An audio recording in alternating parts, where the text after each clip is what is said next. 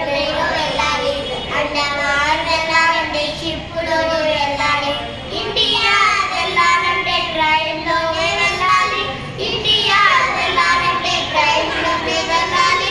పరలోకం వెళ్ళాలంటే నువ్వు పరలోకం వెళ్ళాలంటే ఒకటే మార్గం, ఒకటే మార్గం, ఆ మార్గమే యేసయ్యా.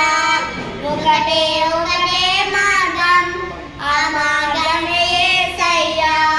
అమెరికాకి వెళ్ళాలంటే ఏరోప్లేన్లో వెళ్ళాలి, అండమాన్ వెళ్ళాలంటే షిప్లోనే వెళ్ళాలి, ఇండియా వెళ్ళాలంటే ట్రైన్లోనే వెళ్ళాలి, ఇండియా వెళ్ళాలంటే ట్రైన్లోనే వెళ్ళాలి.